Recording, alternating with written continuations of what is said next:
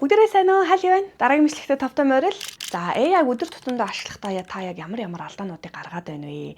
За тэгээд энэ одоо түгээмэл алдаануудыг би бас энэ бичлэгэн дээр дуртаад та хэдий дараагийн удаа энэ алдаануудаас зайлсхийх боломжийг олгоё гэж бодлоо.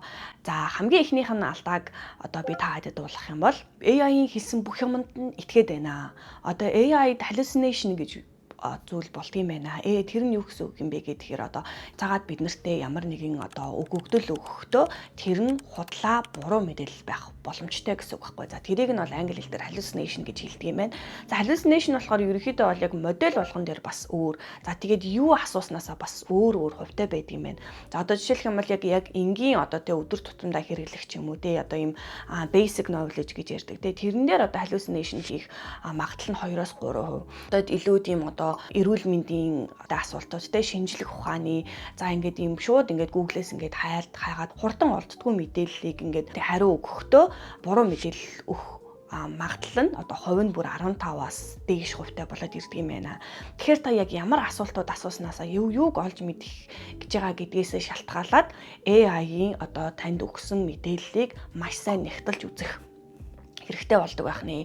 Тэгэхээр ChatGPT-гээс юм асуусан чинь тэр хариулж байгаа хариулт нь 100% бол үнэн гэсэн үг бол биш.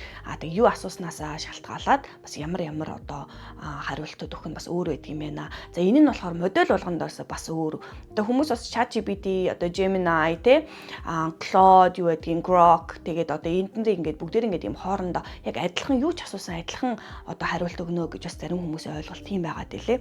Энэ нь бол модель болгоноос өөрийг ямар датан дээр яаж жишээлх юм бол тэр LLM-ийг train хийсэн буюу тэр датагаар тэжээгдсэн тэр датаг оруулсан гэдгээс шалтгаалаад бас тэр модулууд нь өөр байгаад байгаамаа.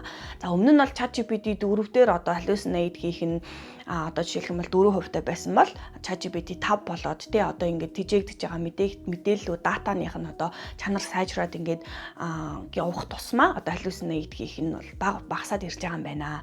За тэгэхээр бас яг ChatGPT-гээс буцаж ирж байгаа. За тэгээд бусад ийм LLM-үүдээс өгж байгаа хариултуудыг маш сайн нягтлж хянж үзэх нэ. За AI hallucinate хийгээд байгаахийн жишээнүүд нь юу вэ гэх юм бол жишээлх юм бол номных нэрийг буруу өгдөг ч юм уу статистик мэдээллийг буруу өгдөг ч юм уу үнийн дүнгийн буруу өгөх ч юм уу тиймэрхүү тал дээр буруу мэдээлэл өгдөг байх нэ. Тэгэхээр тэрийг заавалчгүй бас та яг Google-с яг их сурвалжийг бас хараад үзэхэд буруудах байх нь. Яагаад ийм юм болдог вэ гэдг нь бас маш сонирхолтой. Ерөнхийдөө бол AI-ийн pattern recognition system баггүй. Жишээлх юм бол яг нэг юм байнга давтагддаг ямыг шалгаад үзээд яг тэрнийхэн дагуу болдог гэсэн үг. Дээрээс нь AI мэдхгүй гэд шууд тэр талаар мэдхгүй гэж хариу өгөхөөс илүү байгаа мэдээлэлээ зүгээр гаргаад өгчдөг гэсэн үг. За тэгээд дээрээс нь бас өөртөө яг би энийг мэдж байгаа гэдэг итгэл нь маш өндөр байгаад байт юм байна л да. За шийдэл нь юу байх вэ гэхээр мэдээж хамгийн ихэнд яг зөв хариулт өгсөн байна уу, зөв тоо өгсөн байна уу, зөв бүх юмнуудаа Google-с cross check хийж явах хэрэгтэй байх нь, Google-с ахаад шалгаж үзэж явах хэрэгтэй байх нь. За тэгээд ерөнхийдөө бол AI-ыг яг starting point буюу яг эхлэхдээ ямаа хийж эхлэхдээ за ийм байх юм байна гэд ерөнхийдөө draft буюу draft байдлаар ашиглачаад үзээд тэрнээс цаашаа яг өөрийнхөө шалгах ёстой юмаа шалгаад хийх ёстой юмаа хийгээд явах юм бол айгүй зөв байх нь шүү. За дараагийнх нь хамгийн их түгээмэл алдаад байгаа алдаанууд нь гэдэг юм бол яг хувийнхаа бүх мэдээллийг өгчөөд байна. Хувийнхаа бүх мэдээллүүд нь өөрийнхөө төрсөн он сар өдөр регистрийн дугаар бүр юу байдгийг гэрийнхээ хаяг ерөөхдөө бол алдаад аюулд орох боломжтой тийм мэдээллүүдээ хүмүүс айгүй хөгж байгаа харагдаад байна. Зөвхөн Монголд гэлтгүү энэ гадаад орнууд ч гэсэн гэрийнхаа тооттой зургийг оруулах ч байдаг юм уу бүх өдөр тутмынхаа мэдээллийг оруулах гэдэг нь бол маш аюултай юм аа. Тэгэхээр та ямар нэг юм зүйл асууж байгаа байх юм бол заавалчгүй нууцлалтай байх хэрэгтэй. Жишээлх юм бол орлуулдаг ч юм уу тоо могоо зөрүүлж хэлдэг ч юм уу яг бүх юмаа өгчөж болохгүй. Гол нь яадаг вэ гэхээр ChatGPT та хэдий хоорондоо бид энэ LLM-үүдтэй харилцаж байгаа чат чатууд дээр одоо дараа дараагийнхаа модулуудыг ахаад трейн хийдэг байхгүй юу. Тэр нь одоо юу гэсэн үг юм бэ? За ингэж асуух юм бол хүн ингэж хариул өгдөг юм байна, ингэдэг юм байна, тэгдэг юм байна гэд pattern recognition системээ ингэж хөгжүүлээд явж гин гэсэн үг. Тэгэхээр таны тэр мэдээлэл нь одоо яг тэр компани одоо жишээл ChatGPT гэх юм бол OpenAI гэдэг компани одоо дата серверт нь хадгалаад явагдагдаад байна гэсэн үг байхгүй юу. Тэгэхээр та өөрийнхөө талаар тэр хувийнхаа sensitive буюу тэр одоо алдаж болохгүй мэдээллүүдээ бүр ингээд хэдэн мянган хүнд ингээд дэлгээд байна гэсэн үг. Та бас одоо мэдээ харсан бах ChatGPT-тэй ингээд юм асуусан чинь хувийн компани мэдээллийг гаргаад ирсэн, хувь хүний мэдээллийг гаргаад ирсэн гэдэг чинь яг тэр хүний таны одоо ChatGPT харилцаж байгаа чатан дээр одоо data training хийгдээд тэгээ тэр нь одоо ямар нэгэн хүн өөр шалган асуулт асуухад тантай одоо ойролцоо юм асуусан байх юм бол тэрний хариултыг гаргаад ирчихэж байна гэсэн үг байхгүй. Тэгэхээр хувийнхаа одоо sensitive мэдээллүүдийг бити одоо оруулаарэ гэж бас зөвлөмөр байна. За гуравт хамгийн их алдаад байгаа алдаанууд нь болохоор ерөнхийдөө AI-аас гаргаж өгсөн бүх юмыг ерөөсөө copy paste хийгээл оруулчих. Одоо жишээлх юм бол сургуулийн хүүхдүүдэд бол энэ нь бүр айгүйх өндөр ашиглагдаад байна гэд одоо international university-гүүд бас айгүйх тийм нийт эсрэг арга хэмжээ аваад эхлэдэг байгаа юм байна л да. Одоо жишээлх юм бол яг AI-аас асуусан юмнуудаа бүгд ингээд copy paste хийгээд тавьчих. Энэ чинь хамгийн их надад plagiarism буюу одоо нэг хуулж ийнаад ингээд юм хуултын зэргийн ингээд маш тийм өндөр аппликейшнуудаар ингээд шалгадаг болсон шүү дээ. Тэрэн дээр ингээд тэр чигээр AI гаргаад ирсэн байна гэдэг юу гэдэг нь гаргаад ирж байгаа. За тэгээд дээрэс нь за тэр чигээр ингээд хуулаа тавьчих ингээд алдаа нь юу вэ гэд ямар хор нөлөөтэй яагаад ингээд алдаа гэж хараад байгаа юм бэ гэхээр хамгийн ихэнд бол мэдээж одоо ямар нэгэн хүнийг сэтгэх одоо тийм шаардлага болгочихж байгаа байхгүй юу. Зүгээр л copy paste хийгээд тавьсан тэрийг унших шаардлагагүй яагаад ийм гарч байгаа дотор нь байгаа мэдээллийг ингээд ийм унших тэгээд тэрийг ингээд сурах болцооноос чинь ингээд тэр чигээр байхгүй болчихно гэсэн. Дараа нь одоо ингээд их сургууль сурж байгаа оюутнууд тэг ямар нэгэн юмд одоо тийм шалгалт малгалтанд өгж байгаа оюутнуудад бол plagiarism-ийн алдаа ингээд шууд гараад ирж байгаа. Тэр нь бол мэдээж одоо энэ copy paste хийсний алдаа шүү дээ. Яг өөрийнх нь чиний хувийн одоо хийсэн юм бол биш гэсэн үг.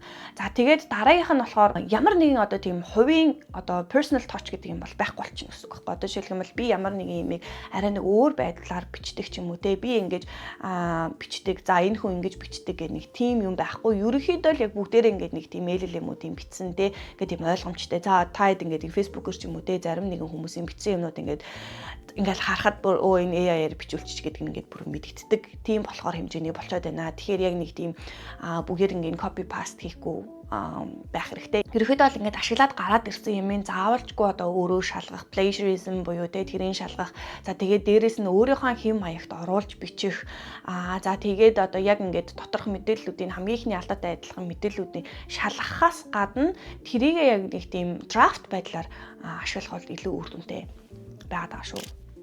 За дараагийн дөрөвт алдаа нь болохоор за яг зөв AI сонгохгүй байх гэж одоо хүмүүс айгүй хэлээд байгаа хэрэг. Одоо жишээлх юм бол яг ChatGPT-г өдөр тутамдаа ашиглаад болоод байна. Гэхдээ үнэхээр одоо яг юуны код бичлэлтэн дээр ч юм уу те кодн дээр яг аль одоо компани аль LLM бүр үнэхээр сайн байгаад байгаа гэх юм бол Claude байгаад байгаа шүү дээ. За тэгээ Gemini-ийн одоо бас юундаа сайн байгаад байгаа. За тэгээ дээрэс нь яг зөв AI гэдэг дээр нь бас одоо нэг юунуудаа хизээ deep search хийх одоо хэрэглэх хизээ одоо deep thinking хэрэглэх хизээ одоо web search хэрэглэх одоо хизээ яг одоо байгаа материалууд дээр drive дээрээ байгаа юмнууд дээрээ ашиглуулад AI-г ашиглахын гэдгүүдээ бас ингээд буруу сонгоод байна. За одоо жишээлх юм бол ChatGPT дээр бас та харсан сүүлд GPT-5 гэдэг 5 гэдээ гарчихсан. За тэгээд дээрэс нь GPT-гийн одоо general agent гэж гараад ирж байгаа шүү дээ. Тэр бол ингээд ерөнхий юмнуудыг хийхэд те өдөр тутмын одоо assistant ч юм уу, бүклэхэд ч юм уу тийм иймэрхүү юмнууд хэрэг болоод байгаа ч гэсэн за бусад ингээд specific юмнууд дээр яг өөрсдийнх нь одоо гаргасан модулуудыг хэрэглэх юм бол илүү үр дүнтэй. За одоо би та хэдэд ингээд дэлгэцэн дээр бас гаргаад өгчий. За текст бичгэд бол мэдээ ChatGPT, за Claude, Gemini гэдэг энэ гурав бол маш ингээд ийм ерөнхий текст бичгэд болж байна. За зураг үсгэд DALL-E те одоо Midjourney, Stable Diffusion гэдэг юм уу те ингээд ийм specific одоо арай илүү тэр тал дээр нь хөгжүүлсэн AI-уудыг ашиглах юм бол арай илүү үр дүнтэй гэсэн үг байхгүй юу. За код бичихдэр мэдээж Claude Code байж гин те. За Cursor байж гин. За тэг GitHub-ийн Copilot байж гин. За видео засахтай видео edit байж хаад Runway байж гин, Luma байж гин гэдэг юм уу те. За зөв сонголт хийхийн одоо арга нь бах юм бол хамгийн эхлээд зорилгоо тодорхойлж байгаа шүү дээ те. Яг ямар одоо task хийх гээд байгаа бэлээ гэдгээс шалтгаалж агаад AI-удаа сонгож сураарай. Mistake number 5 буюу дараагийнх нь алдаа болохоор одоо AI-д ингээд хэтэрхий бүх юмаа найдаад орхих. Энэ бол бүр ингээд бүх хүмүүс дээр ингээд надад ч ихсээ ингээд ашиглалтаад байсан алдаа ахгүй юу? Одоо жишээлх юм бол ямар нэг ингээд бодох шаардлагагүйгээр ямар нэг юм одоо ингээд асуулт одоо толгойд орж ирж штэ. Тэгэх юм бол AI-аас суучна. Одоо ChatGPT-ээс суучна гэдэг ингээд ямар нэг юм өөрийнхөө ингээд бодох дээр хүртэл ингээд хязгаарлалт тавиад тэгээд байгаа. Тэгэхээр хүмүүсийг бас хамгийн их гаргаад байгаа алдаанууд нь бол хитрхи их найдвар битгий тавиарай. Одоо тэгээ AI ингээд бүх юм AI-аас ингээд шалтгаалаад ч гэдэг юм уу те нэг тийм найдвар тавиад тийм одоо болчиход байгаа. За одоо AI-ыг хизээ ашиглавал ингээд зүгээр юм бэ гэж таад зүгээр юм бэ гэдэг одоо судалгаа бас гаргасан байгаа байхгүй. За тэр нь болохоор ерөөхдөө бол цаг хэмнэх зорилготойгоор ашиглах хэрэгтэй. За тэгээд комплекс таскуудыг буюу ингээд юм аюул асуудалтай одоо хийхэд хэцүүгээр те тийм одоо ажлуудаа дуусгахад ашиглах хэрэгтэй. За тэгээд inspiration авах буюу одоо нэг тийм ямар хуу юм хийх вэ гэдэг дээр ингээд юм санаа авахтай тэр тал дээр ашиглах юм бол маш хэрэгтэй. За тэгээд learning буюу ямар нэг юм сурж байхдаа одоо ингээд туслах багш ч юм уу тийм байдлаар аюул авчих хэрэгтэй. За ингээд бүх юм дээр бити ашиглаарай гэдэг нь яагаад хэлж ийнү вэ гэх юм бол яг ингээд энгийн тооцоолол дээр те энгийн одоо зүгээр баг ингээд юм өөрөөрөө толгоогоороо ингээд бодчих ч юм уу те эсвэл ингээд уцаа жоохон энгийн юмн дээр энгийн бүх юмн дээр бити бас ингээд яг ашиглаарай гэж хэлмээр байгаа байхгүй да. Тэгээд яг хувийнхаа ингээд юм бүр ингээд юм хувийнхаа ямыг ингээд яриад тэрнтэйгээ ингээд шийдвэр гаргахтаа бас хэтэрхий яг AI-д итгээд хэтэрхий бас ингээд AI-аар бити хамаг юма хэлгэрээ. AI буюу хэмэл оюун ухааныг яг өөртөө ингээд туслах зориулалтаар за тэгээд өөрийнхөө бүтээмжийг нэмэгдүүлэх байдлаар л ашиглахаас биш одоо тий өөрийнхөө бараг тэр чигээрээ оюун ухааныг ингээд сольж ийн гэж одоо тий солих байдлаар ч юм уу тий бүх юмд бас битгий гэж ашиглаарай. За тэгээд бонус тип буюу AI ethic and bias гэж бас ерөөхдөө хүмүүс айгүйх харагдаад байгаа. За та хэд бас мэдэн дээр харсан бах Америкийн одоо тий 10 жилийн сурагч одоо AI Gemini ингээд одоо чи гараад өгөх гэж хэлснээс болоод ингээд очиод амиа хорлсон гэдэг юм уу. Тэгээд иймэрхүү тохиолдолд бас ингээд аюух болсон мэдэн дээр бас гарч ирж байгаа. За тэгэхээр AI нь одоо хэмэл оюун ухаан дээр ятсан учраас bias буюу одоо нэгдлийг хэтэрхий баримталсан тийм бас үзэл бодлыг одоо гаргах ингээд магадлал бас байгаад байдаг. Мэдээж тэрийг тийм байлгахгүй тул бас одоо ингээд хөгжүүлэлтийн компаниуд бас маш олон юм хийдгэл юм байл дээ. Хэдгэл юм байна л л те. Гэхдээ бас ингээд тийм одоо хүний хийсэн юм дээр бас юм алдаанууд гардаг байгаад байгаа шүү. За та хэд маань тэгээд AI-ыг ашиглахдаа эдгээр алдаануудыг гаргахгүй байхыг хичээгээрэй. За би тэгээд AI-аас хүссэн зүйлээ олж мэдэх гэсэн AI prompt engineering талаар бас бичлэг хийсэн байгаа. Дээр холбоод өгчээ. За тэгээд дараагийн бичлэгээр уулзлаа. Баяр таа.